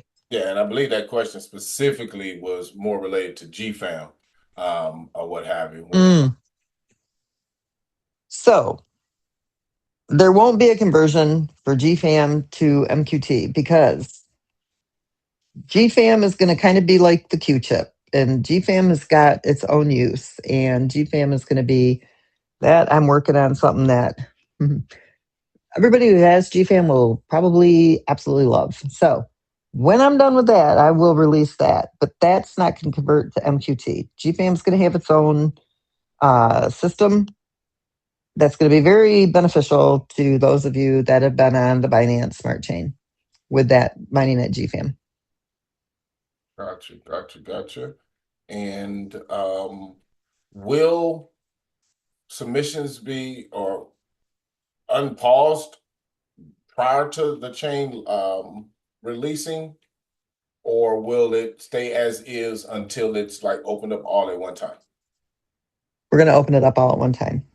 Got it. We're not far from the Binance Smart Chain being activated very soon, so we're not looking at a long time off on that. Sure. That is on the top of our priority list. For one thing, that's the next chain that comes up. That comes up before anything. So we're very close on the Binance Smart Chain. So that's winding down. Over the last 12 questions. So that's good. I was like, click. But let me see here. And I know you mentioned this once before. I'll just touch on it real quick as I've been chatting. 2020.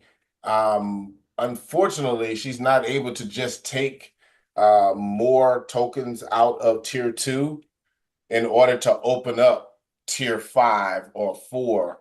The algorithms in and of themselves, there's other dynamics that come into play on the payout schedule on the back end of all of that. So the numbers have to match from a growth perspective, as well as other components of the math behind what she's doing. But I understand the thought process. Keep it up, because if there's something that can be done, I'm pretty sure Lynette's gonna figure it out, because she literally just increased it last week. And again, it's all about the growth and supply and demand. So with growth, it can increase the hatcheries based on supply and demand, right? And that's what the hatcheries are all about. It balances out the supply and demand. If there's not a demand on the market, then its emissions are coming to you through the hatcheries based on that lockup time and release time, right? To build up that demand for that token. And if the demand still isn't here, then you just renew. Now, if everybody is renewing and there's a heavy demand, then it's not going to increase the hatcheries. It's going to want people in the hatcheries to sell, and there'll be plenty who will, right? Because they can't help themselves. Who can? If the market value is high and it's time to claim your card, you're going to take a percentage of that. You're going to sell it and be in the hatchery. That's going to make room inside the hatcheries for new people, right? To get into those hatcheries, because people are going to claim their hatchery rewards. Let's say the market value is at $100. Okay, it don't take many people to get there. A few hundred people, you got a market value at $100. As the cards come in, or as the cards are ready to claim, you will get people who will say, "Okay, I'm going to claim 20% of my MQT, and I'm going to renew 80%." They're going to take that 20% and they're going to sell it. Okay, that's adding supply into the market for the demand. That opened up room in the hatchery. When the hatcheries increase, it's because there's low demand and it needs more out of circulation. Right now, we're like already there. We're at that point. So the demand for that token is going to open up the hatcheries for more people to get into the hatcheries. So as the demand rises, then you'll see more room, even in tier 5. Some people will cancel in 5 just to sell. They will do it. That's going to open up. That's why we don't, I don't shift away from the algorithms, because everything works the way it's supposed to work. And right now, the you guys have already locked up the supply, which is great. In tier 1, tier 2, tier 3, if they're not full yet, those are still great farming rewards. Anything that you can farm is better than not farming anything, just sitting in your wallet, doing nothing for you, because it doesn't cost you anything to go into the hatchery. It's just that proof of physical activity in that pool 1. And that's how you get those farming rewards. So that's how the dynamic works. And you'll start to see that, because some people just, money is money, and different levels of money change people's lives. A few $1,000s can be life changing for one person that maybe it isn't for another. $20,000 can be life changing for one person that maybe isn't for another. 100 grand, is life changing for most people.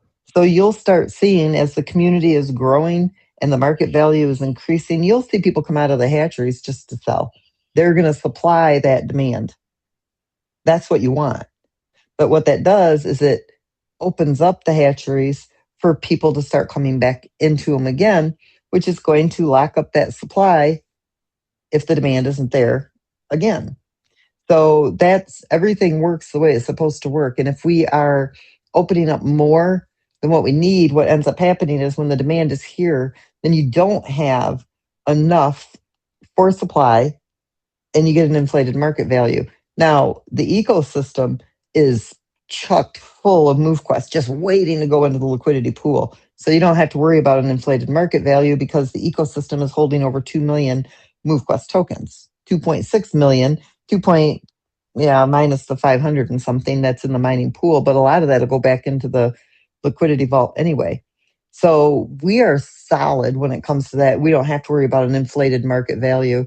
But there's all these dynamics, that take place within the tokenomics and within the market that are all inside these algorithms. And so I can't just say, oh, gee, it'd be really nice to just change this one and open up that one, because then it messes everything up and there's no balance.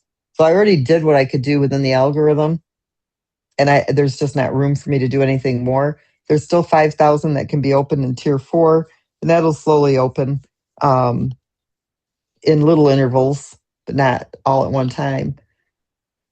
And that's all that's left to do. Really, the algorithm just takes over on its own. But you'll start to see a lot of it, when you're in something like this, patience and just waiting it out. And as that growth starts to come in, that demand for that token comes in, you'll start to see how everything works and keeps everything balanced and keeps everything stable for everybody who's here in the community. So. Gotcha. And MoveQuest Pay, the pay wallet, it's going to come. Will that be before the change, or will that be all in the same mix together? Well, when I had talked to Waleed, I know that he wanted to have that done pre-blockchain, but with me throwing the dashboards and the new homepage at him, I'm not sure. I have to ask him on that one. I don't know if he made it to this call or not, but that'll be a good question for Tuesday. I'll make sure he's here on Tuesday so you guys can ask more of the techie type questions that I haven't really pounded on him for those things right now, because I know that with what I'm having him do with these dashboards has been enough to make him want to, like he likes to tell me, jump off his balcony. So I've been trying not to ask him a lot of questions on the stuff that's coming next, not to stress him out any more than he already is. Because you guys, I'm very picky about who works on this project. There are no third parties in our project. There's no rogue developers that have access to our code.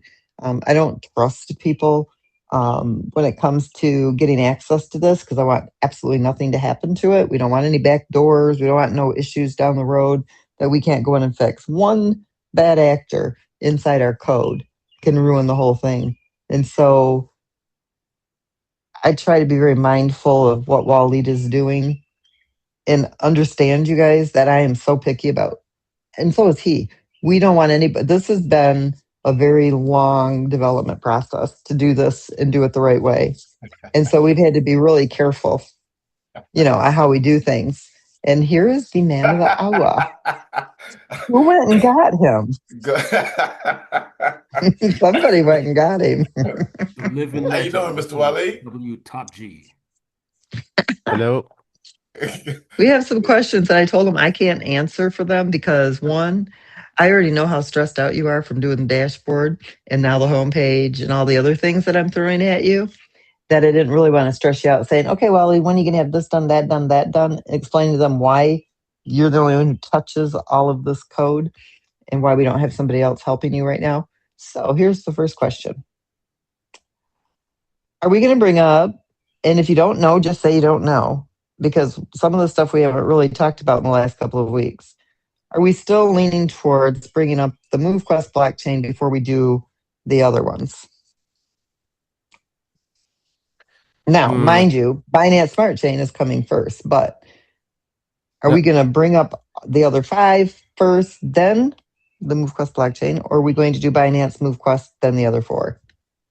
Okay, so let's see this in the point of view of quick wins. So some of the quick wins are coming with this blockchains first because it doesn't involve much. The contracts are just duplicated on the blockchain. So we get the Binance Smart Chain fixed first because the Binance Smart Chain has already users, legacy contracts and stuff. Once it's done, shortly, we come up with the other blockchain, which are basically, it's pretty easy to deploy new contracts on these blockchains, which are already ready. Now, when it comes to the MQT blockchain, we discussed that the last time, and we've said that it will depend on the listing of the MQT blockchain in the CEX and DEX. But ultimately, as I've explained it the last Yeah, that time, doesn't take much to do that. So that's just a matter of when you can have everything ready to go, and it's just a matter of me getting it listed on the CEX. Okay, the next question is this: the MQT Pay wallet system, will that come after, during, or before the blockchains? okay. The MQT Pay will come shortly after the blockchains. The thing with the MQT Pay is that, just to be realistic, the MQT Pay is a new app, and you guys seen how much MoveQuest evolved the past year, going from a type of app with new features, with new design and stuff. The website is doing the same. So we don't want to have the MQT Pay doing the same thing, meaning that if we have to manage a global change on all these softwares, we at least want to make sure that for the first year, when we launch the MoveQuest, the MQT Pay, it would stay in the same version, and it improves, of course, but no global changes. Otherwise, it's going to slow down everything else. So what we are planning to do is deploying, first of all, on the blockchain. So meaning that MoveQuest exists on all these on all these blockchains. Then we come up with the MoveQuest wallet, which is the MQT Pay, and which has already all the data that it needs from the contract, because the MQT Pay is not just a wallet that does generic stuff, meaning that you don't just send transactions to another wallet or swap or bridge. It's going to do much more to simplify the use of MoveQuest itself. So it's going to include some of the MoveQuest implementations. One of them is basically showing in your wallet, in your balance wallet, for example, what you own in the hatcheries. So it's going to show there. It's going to tell you, okay, you have that amount of MoveQuest in the hatcheries. You have that amount of MoveQuest to claim, and you would have that in your balance. So it's more tailorized to MoveQuest than just a regular blank, generic wallet. I don't know if it makes sense what I'm explaining, but it's 100% there to makes total sense. yeah, it's there to list to give you the list of your assets, even the assets that are deposit on contracts, like the hatchery contracts, even the assets that are pending to be claimed, etc. So it's going to work with the whole ecosystem. It's going to have features that are not there in other wallets because it's just more than a generic wallet. It's MQT wallet. Mm-hmm. Awesome. Any other questions for Waleed Herschel on that list? Different languages being added to the website. Yeah, once we are done with the website, because otherwise we will. Yeah, I mean, you can imagine that if we had 5 languages already in the website, it would have. I mean, it would take twice or 3 times the time to make changes with this size, meaning changing the whole basically website with the dashboard and stuff.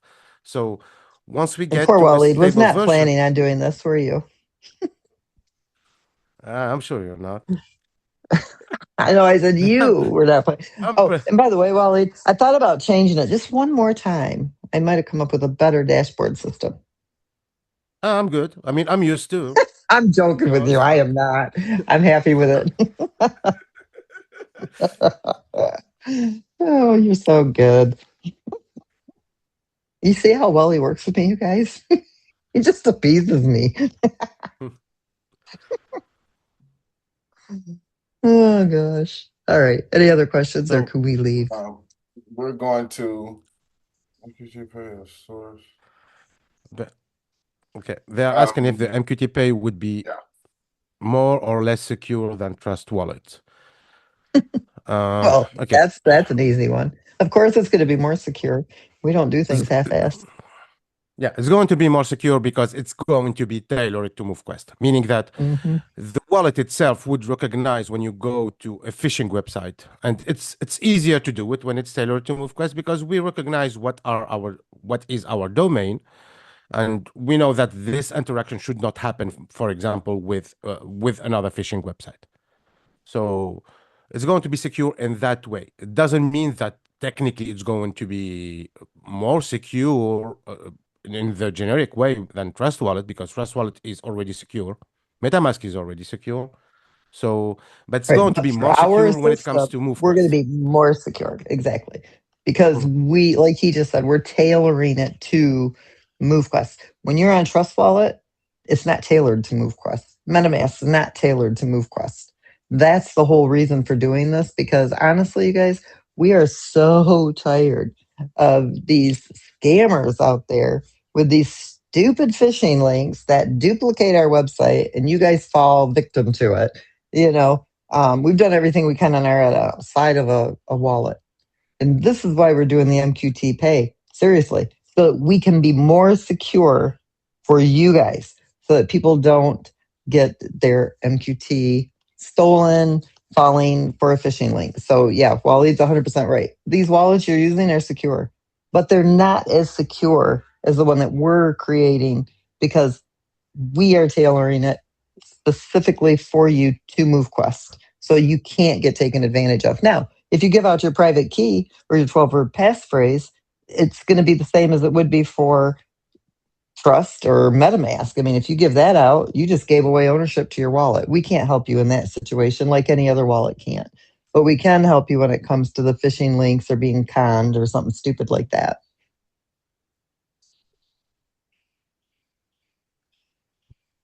Yeah, there are some other questions. Well, we'll just grab these Yeah, last few right here. I know we've had several questions come in reference to debit cards and things of that nature. If it is, it'll be into the future when that time comes to look at that, but no time soon.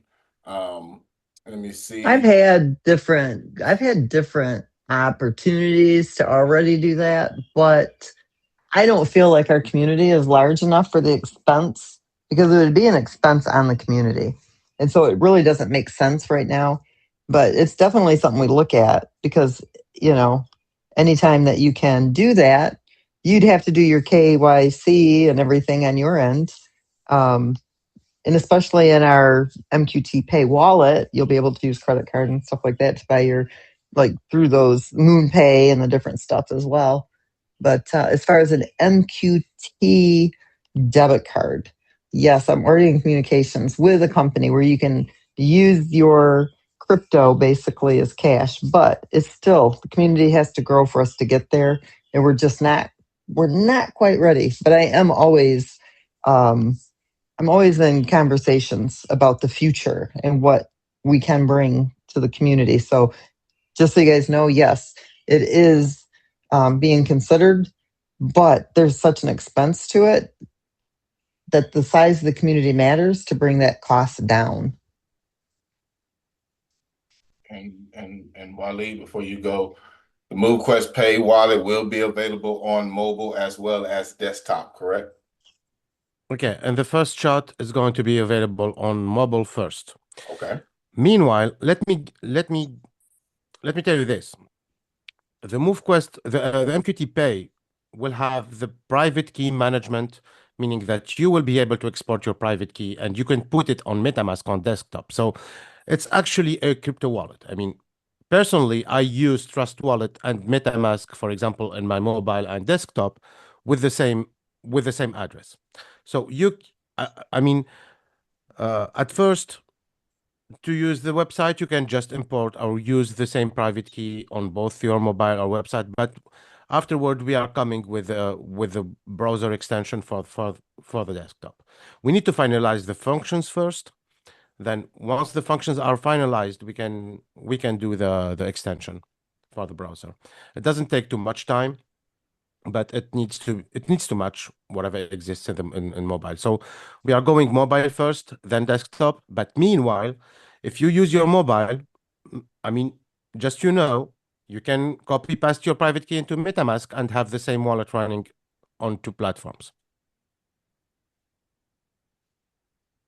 Got it. And to answer the question, the last question that just came in, and we're gonna wrap it up, you guys. Will we be able to use any crypto on the MQT debit cards?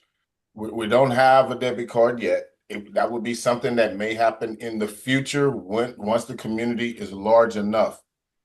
At that time, that will be based on the provider that is selected to move forward with, because MoveQuest in and of itself is not about to go out and become a debit card company in and of itself. That would be a third party that would be partnered with to provide that service. So to answer the question specifically, any crypto, I don't know of any of them that take any crypto, but you can take any crypto and swap or convert it into one of the cryptos that's available. So that would be a pathway for you to convert any crypto that you have and get it onto a debit card. It may just be an extra step in the process. But as we get closer to that, way down the road, we'll be able to add, some complete clarity and specificity as it pertains to, what is available and how that would be leveraged at that time. All right. And let me see. Waleed, real quick, will we have to undock miners on the Binance Smart Chain prior to miner match? No one needs No, to undock anything, correct? no action required. Actually, when you receive your miners, they will not be docked. Meaning that if you have a match, if in the mirror matching challenge you have, for example, let's say 18 titans, you will receive them inside your wallet, inside your inventory. So you don't have to undock or dock. So once you receive them, you can dock them afterward, but you don't have to do any action, actually. So you receive them right in your wallet. All right. Okay. Two last questions. No more after this. I got Patricia and I got Sarah. We're going home. All right. Patricia says, how far down the road, Miss Lynette, will the franchise gyms be? Just an idea of what that may look like down the road. I would like to have the first one going before the end of the year. So I will have a lot of information coming to the community in June. All right. All right. I am working with my lawyer and a few other people that are helping me get this together. They'll basically be franchises. But a lot of it will depend, the area, those that want to have them. Will you be able to use your MQT to finance it? The gym memberships can finance it. There's so many things that are taking place right now, getting the numbers together, but trying to make it affordable so anybody who wants to can actually open these. So you don't have to be a millionaire in order to be able to do this. I'm trying to make it to empower people, All right. regardless of what level of income you're in. All right. And then last question, and Wale, glad you're here on this, just in case there's a technical component that comes into this, and I know this will come up again later. This particular person's wallet was hacked way back in the very beginning, or was compromised, I should say, back in 2024 when we first got started. And they had to move their miners to a whole nother wallet and all of that. So when it comes to having reserves, will they miss out now that previous wallet was compromised, or how will that need to work, or can it work? Here's the thing. We got a list, and I'm going to go first, and Wally, you can expound on that. We have a list that we keep of all the compromised wallets. So if Waleed has worked with you on that wallet and we can verify, then that'll be good. If not, we're going to have to work on this, I'm assuming, Waleed, on a case-by-case basis, because you've already got your system that you use to verify that a wallet has literally been compromised.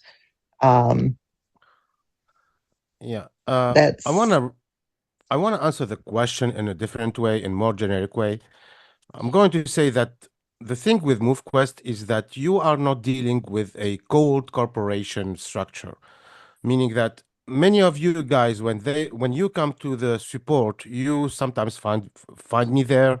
I'm here to help you. You always ask questions, etc. So we always do case by case in this type of extreme cases when you get hacked and we need to reconcile your activity, but no one will be left behind. This is what I can say. But once we will have to deal with the reserve, and we start doing that, you just come to the support, and we deal that case by case, because all the data still in the blockchain, meaning that traceability between your old wallet, hacked wallet, and your new wallet is always there. So that's the cool thing with the blockchain, meaning everything is documented on the blockchain, so everything is retrievable. and traceable, and then you guys all know, Waleed and I, and even the core team, and a lot of our admins, that are in Discord and on our Zoom, we do everything we can, to help everybody out. So if there's a way that we can do it, we will.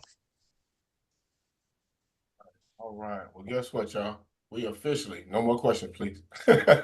We officially answered every single question in the queue today. So we're gonna go ahead and call that a win, and we're gonna let everybody have the rest of their evening and enjoy their family and all of that good stuff. We're glad everybody came out to hear what Lynette had to share with us today, and we are going to see her again next Tuesday. In the meantime, please continue to work out.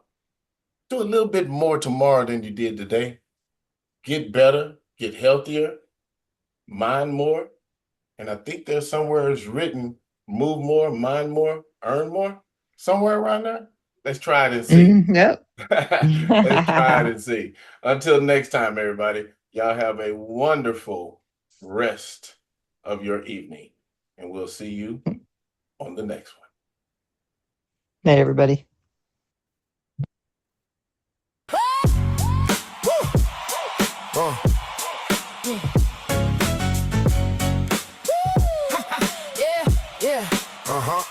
Lost my luster, lost my shine.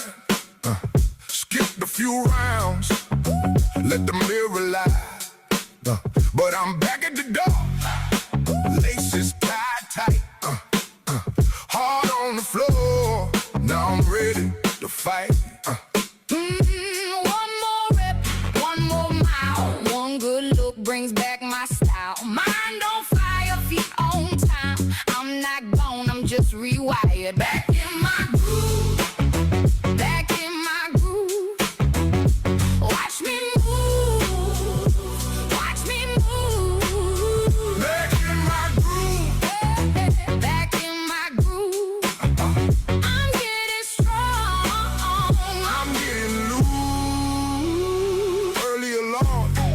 white tee, water on ice, no excuses for me. Lifting that weight, learning that grace, educating my mind face to face. Sweat on the bench, beating my chest. I came for the work, I came for the best. One more set, one more breath. I can feel what I almost left. Slow built up, hard won truth. I don't need luck, I need the proof. Back in my groove, back in my groove. Watch me move, watch me move. Back in my groove. Back in my groove. I'm getting strong. I'm getting loose. I rebuilt my name from the ground up, Brick, brick by brick. cup by cup. New day, new frame, new mind, new drive. I found that spark. I'm back alive.